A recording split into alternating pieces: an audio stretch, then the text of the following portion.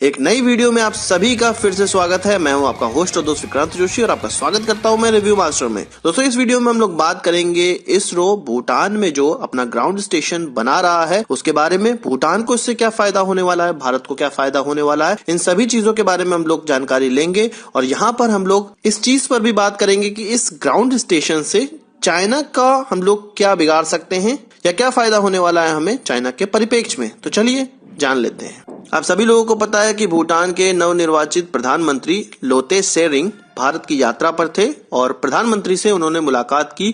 इस मुलाकात में भूटान और भारत के बीच में कई समझौतों पर साइन हुआ और कई नई चीज आपसी सहयोग को लेकर निकलकर सामने आई। इसमें जो सबसे बड़ी सहयोग की बात सामने निकल कर आई है वो स्पेस सेक्टर है और हाइड्रो इलेक्ट्रिसिटी को लेकर है। यहाँ पर हम लोग स्पेस सेक्टर की जो कॉर्पोरेशन है उसको लेकर बात करेंगे, पर उससे पहले हम लोग ये समझ लेते हैं कि ये चाइना के लिए क्यों परेशानी का कारण है। आप शायद नहीं जानते होंगे, चाइना ने तिब्बत ऑटोनोमस रीजन में गरी नाम के इलाके में एक सैटेलाइट ट्रैकिंग सेंटर और एस्ट्रोनॉमिकल ऑब्जर्वेटरी बनाई है जो कि एक्चुअल लाइन ऑफ कंट्रोल से लगभग 125 किलोमीटर की दूरी पर है, जिसके द्वारा चाइना भारत की लॉन्च की जाने वाली सैटेलाइट को ट्रैक कर सकता है, नजर रख सकता है और उनको बेकार करने की क्षमता भी रखता है। तो भारत को इसके जवाब में कुछ न कुछ ऐसा करना था इसी क्षेत्र में जिससे कि वो चाइना से एक कदम आगे रहे और अगर नहीं भी रहता है तो एटलीस्ट चाइना के बराबर रहे। तो यही कदम भारत ने भूटान में इसरो का एक सैटेलाइट ट्रैकिंग सेंटर अब बनाकर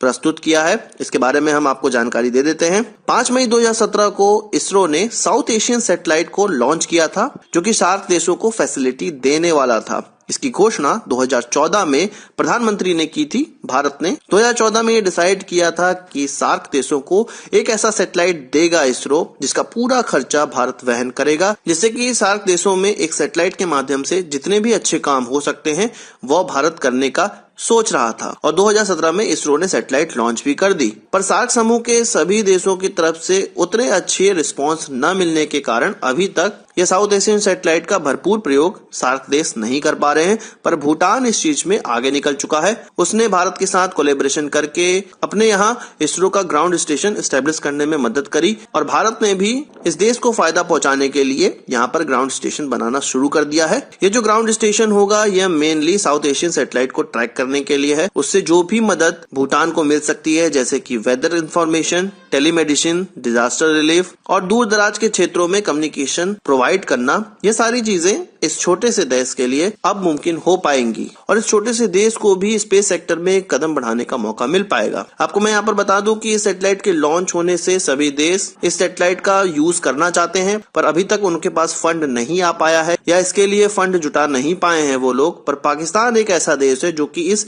सैटेलाइट का इस्तेमाल नहीं करना चाहता है। उसने कभी भी इसके लिए हामी नहीं भरी, क्योंकि आप जानते हैं कि गुलाम को गुलाम ही रहना अच्छा लगता है। वो चाइना का गुलाम है तो उन्हीं से वो सैटेलाइट लॉन्च करवाता है और यदि उसको कोई अच्छी चीज दे रहा हो उसका कोई पड़ोसी तो या तो वो चाइना के दबाव में या तो उसको अच्छी चीज नहीं सुहाती है, इस कारण से वो उस चीज को नहीं करता है। तो सेम चीज इस साउथ एशियन सैटेलाइट के साथ भी है। सभी देश चाहते हैं कि इस सैटेलाइट का उपयोग वो करे, पर पाकिस्तान इसको नहीं चाहता है। बहरहाल पाकिस्तान को छोड़ के हम लोग भूटान की ओर बढ़ते हैं।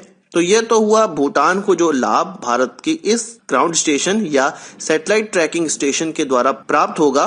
पर अब बात कर लेते हैं भारत को क्या प्राप्त होगा। जैसे कि मैंने आपको बताया कि तिब्बत में चाइना का जो सैटेलाइट ट्रैकिंग सेंटर खुला है वो भारत की सैटेलाइट को ट्रैक कर सकता है। तो इसी प्रकार से भारत का जो ये अब ग्राउंड स्टेशन खुला है यह भी चाइना की लॉन्च की हुई सैटेलाइट को ट्रैक कर सकता है, ऐसा दबी तौर पे खबरें निकल कर आई हैं। यानी कि भारत का जो प्लान है वो भारत और चाइना के बीच में ऐसा कोई ग्राउंड स्टेशन होना चाहिए जो कि चीन की गतिविधियों पे नजर रख सके। उस ग्राउंड स्टेशन को बनाने के लिए भारत ने भूटान का साथ लिया है और भूटान ने बखूबी भारत का साथ निभाया है। आपको पता होगा डोकलाम स्टैंड ऑफ में भी भूटान ने बढ़ चढ़ के भारत का साथ दिया था और भारत से हाथ नहीं खींचा था। और खबरों में मैंने आपको बताया भी है कि अभी फ्राइडे को भारत ने भूटान को लगभग 4500 करोड़ रुपए का फाइनेंशियल असिस्टेंस देने का फैसला किया है उनकी 12वीं पंचवर्षीय योजना को सुचारू रूप से चलाने के लिए, जो कि 2018 में स्टार्ट हो रही है और करंट गवर्नमेंट द्वारा स्टार्ट की जा रही है। स्पेस सेक्टर से हटके भारत और भूटान के बीच में एक और कॉर्पोरेशन सामने निकल कर आया। आपको पता होगा भारत भूटान में हाइड्रो इलेक्ट्रिसिटी प्लांट बना रहा है, तो उनका जो अभी नया नया बना हुआ 720 मेगावाट का मंगदेचू हाइड्रो इलेक्ट्रिसिटी जो प्लांट है, उससे भारत जो इलेक्ट्रिसिटी खरीदेगा वह कितने दर पे भारत के द्वारा खरीदी जाएगी, इस चीज पर भी अंतिम फैसला हो गया है। यानी कि भूटान को एक और तोहफा मिलेगा कि उनकी बनाई हुई बिजली अब भारत खरीदना स्टार्ट कर देगा। तो जितना भारत भूटान के लिए कर रहा है, भूटान भी उतना ही उसके एवज में हमें लौटा रहा है। चीन पे कड़ी नजर रखने के लिए भूटान एक बहुत ही बेहतरीन देश है और हमारे कोलैबोरेशन के लिए भी वो एक बहुत ही बेहतरीन देश सामने निकल कर आ रहा है। तो आज की इस वीडियो के लिए बस इतना ही। आशा करता हूं आपको वीडियो पसंद आई होगी और आप इसको एक बड़ा थम्स अप जरूर देंगे। इस वीडियो से संबंधित कोई सवाल सुझाव तो कमेंट बॉक्स में जरूर लाइएगा और यदि आपने हमारे चैनल तक सब्सक्राइब नहीं किया है उसे भी कर लीजिए, क्योंकि हम इस प्रकार की वीडियो लाते रहते हैं। नमस्कार, थैंक यू, जय हिंद।